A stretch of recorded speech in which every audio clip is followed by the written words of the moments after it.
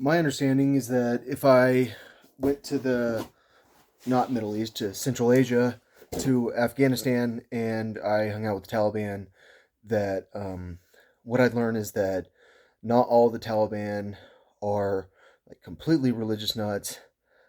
That's just something that happened historically, because historically, like in the 80s and during the 90s, uh, the Taliban was a brutal regime that really, really mistreated women, and they maintained power through violence. And now it looks like the Taliban is back in control. And for them, if I talk to them, they'd probably tell me that the last regime in Afghanistan was a puppet regime, and that the Afghani people aren't really smart enough to elect decent leaders, and that they can be decent leaders, and that the U.S. could actually have a okay relationship with Afghanistan. And I tell them that's possible, because the reality about the Taliban is that a lot of the people that are a part of the Taliban are like younger. They're not um, old Taliban, and a lot of them are Taliban by birth, not Taliban by like because they chose to live to be a part of an oppressive regime.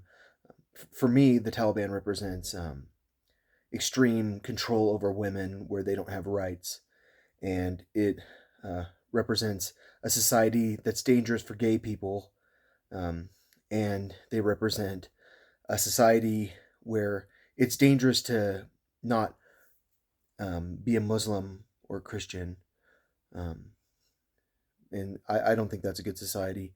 Personally, I'm an atheist, so I would not be safe in a Taliban society, and that's why I don't want to be okay with the Taliban. But I do understand that the Afghani people are not educated enough to actually be able to make decent electoral decisions. So when we say it's better to have a democracy in Afghanistan, it's like, what does that mean? Is it better to have a democracy in um, the Gaza Strip also? Because Hamas has not been very helpful for the people that live in Gaza. They've been counterproductive. And so sometimes democracy doesn't work out. And so sometimes for me, it's easy to be okay with siding against democracy if the rulers are okay. Um, but I don't know about the Taliban because historically they've really not been okay. But my understanding is that like a lot of them actually probably smoke that good Afghani hash that comes out of Afghanistan that goes around the Middle East. It's the good stuff. It's a lot better than Moroccan hash, and a lot of the Afghanis are like actually pretty chill people that kind of want to stop fighting people, and they think that Afghanistan can have a prosperous future that's not super oppressive, even with the Taliban around. And I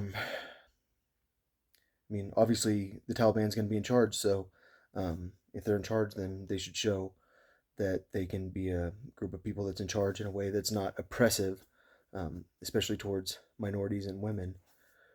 So, um, yeah, we'll see what happens. Obviously, um, the Taliban has won. It looks like they have pretty cool guns. I was checking out the guy in the presidential palace. One of them had a pretty cool looking assault rifle. The other one of them had an old looking assault rifle. Anyways, um, I don't know. The Yeah, hopefully Afghanistan's gonna be okay.